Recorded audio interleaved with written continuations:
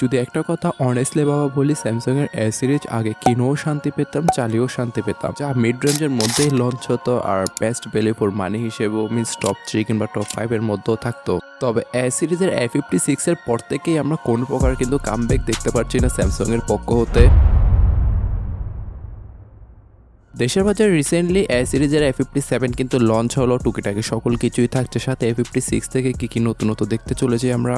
তবে এই 2-1 বছরে এটা আন্দাজ লাগানো গিয়েছে এ সিরিজের গ্রাহক কিছুটা কমেছে, কারণ A56 এর পর থেকে স্মার্টফোনগুলো কিনেও শান্তি পাচ্ছে না আর প্রাইসটা তো অলমোস্ট মিড রেঞ্জ থেকে সরে অলমোস্ট ফ্ল্যাগশিপের কাছে চলে গেছে। তবে ফার্স্ট অফ অল এতে চেঞ্জিং এর ব্যাপারটা নিয়ে কথা বলি, কি চেঞ্জ করা হয়েছে। ডিজাইনের ক্ষেত্রে খুব একটা চেঞ্জ আনা হয় না, বাট এবারে এতে আমরা সুপার অ্যামোলেড প্লাস ডিসপ্লে পাচ্ছি।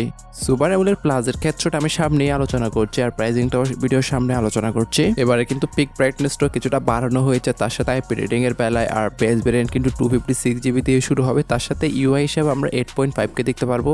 তাই প্রিভিয়াসলি সিরিজগুলো থেকে আমরা এখানে ছোটখাটো আপগ্রেডগুলোই দেখতে পাবো। তবে শুরুটা আমি তার স্মার্টফোনের বাহ্যিক দিক দিয়ে করতে চাই। ডিজাইনের ক্ষেত্রে অ্যাজ ওয়েল এস খুব একটা চেঞ্জ আনে নাই, ক্যামেরা মডিউলটা আপনার এস সিরিজের মতনই রাখা হয়েছে, যা ওভারঅল 179 গ্রাম ওজন আর 6.9mm থিকনেসের সাথেই আসে, যেখানে তার বিল কোয়ালিটিতেও কিন্তু কোনো প্রকার কম্প্রোমাইজ করে না। ব্যাকে গ্লাস, তার সাথে অ্যালুমিনিয়াম ফ্রেম আর এটিকে প্রোটেকশন করার জন্য কর্নিং গোয়েলা গ্লাস ভিক্টাস প্লাসের প্রোটেকশন তো রয়েছে, এর সাথে IP68 এর মতন রেটিং। ওভারঅল এই ছিল বাহ্যিক দিক। কিছুটা ভিতরে প্রবেশ করলে ফার্স্ট অফ অল ডিসপ্লে নিয়ে কথা বলা যাক।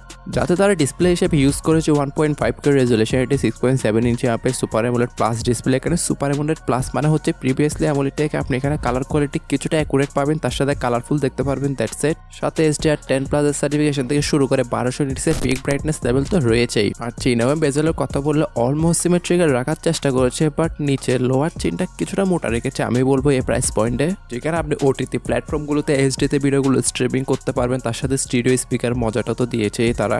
অ্যামোলেড ডিসপ্লে হওয়ায় আন্ডার ডিসপ্লে ফিঙ্গারপ্রিন্ট সেন্সরকে প্লেসমেন্ট করেছে, বাট ফিঙ্গারপ্রিন্ট সেন্সরের পজিশন একটু বেশি নিচে দিয়েছে তারা এখন। তবে কিছুদিন ইউজ করার পর আপনি ইউজার ফ্রেন্ডলি হয়ে যাবেন।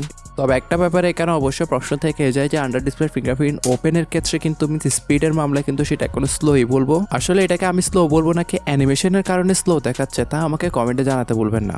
পারফরমেন্সের কথা উঠলে এখানে কিছুটা নতুনত্ব দেখতে পাচ্ছি। এক্সিনোসের 1680 নতুন একটা চিপসেটের সাথে দেখতে পাচ্ছি আমরা, যেটা 4nm best octa core processor, যেখানে প্রাইস পয়েন্টের মধ্যে যদি একে নিয়ে কম্পেয়ার করেন তাহলে আমরা স্ন্যাপড্রাগন 7 Gen 4K দেখতে পাচ্ছি।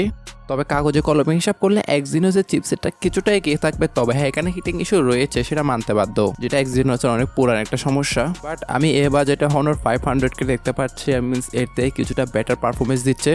যদিও পারফরমেন্সটা যদি আপনি কাছাকাছি চান তাহলে সেক্ষেত্রে আপনারা নাথিং 4a প্রোকেও দেখতে পারেন। আগেই বলেছিলাম বেস ভেরিয়েন্টটা কিন্তু আপনার 256GB দিয়ে শুরু হচ্ছে, যেখানে LPDDR5X RAM এবং UFS 3.1 এর স্টোরেজ টাইপ, আর স্যামসাং থেকে আর কি বা বেশি আশা করা যায়। ওভারঅল এক্সিনোসের চিপসেটটা আমি হামরে খুব একটা গেমিংও বলবো না, but day by day multitasking গুলো ইজিলি হ্যান্ড ওভার করা যাচ্ছিল। তার সাথে জনপ্রিয় গেমগুলো স্ক্রিনে দেখতে পাচ্ছেন কত FPS রেখে প্লে করা যাচ্ছিল।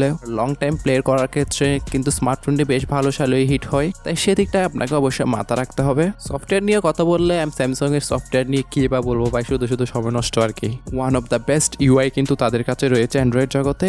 Out of the box Android 16, তার সাথে One UI 8.5 এর সাথে আসা স্মার্টফোনটিতে আমরা বিগত মেজর 6 বছরের আপডেট দেখতে পাবো। তাই লং ইউজারের ক্ষেত্রে স্যামসাং ই বেস্ট আমি বলবো। তবে প্রাইসিং এর ক্ষেত্রে কিছুটা বেশি, অলমোস্ট 60,000 টাকা প্রাইস পয়েন্টের মধ্যে এটা লঞ্চ হয়েছে। আর প্রাইসিং এর ক্ষেত্রে এটাও বলতে চাই প্রাইসটা কিন্তু বর্তমানে স্টেবল না, কিছুটা উঠানামা করে। পাশাপাশি এআই ফিউচারের কথা বললে এখানে অনেক এআই ফিউচার দেখতে পারবো আমরা।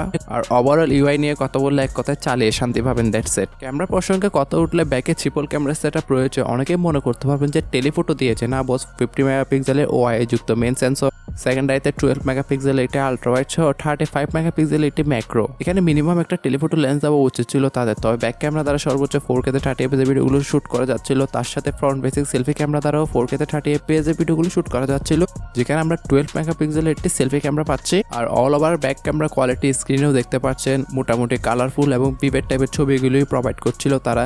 এখন যদি তার ওভারঅল ব্যাকআপের কথা বলি তাহলে এখানে কোনো আপগ্রেড নাই। সে 5000 mAh ব্যাটারিকে ইউজ করেছে, তার সাথে 45 ওয়াটে ফাস্ট চার্জিং, যেটা আপনাকে সেপারেটলি বাই করতে হবে আরো 2-3 হাজার টাকা খরচ করে।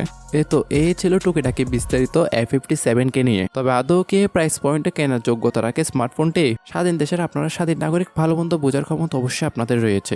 স্মার্টফোনটি যেহেতু রিসেন্টলি দেশের বাজারে লঞ্চ হলো, তাই প্রাইসটা বেশি গরম বলতে পারেন। কিছুটা ঠান্ডা হতে দেন, মেবি আশা করছি সামনে প্রাইসটা ড্রপ হবে।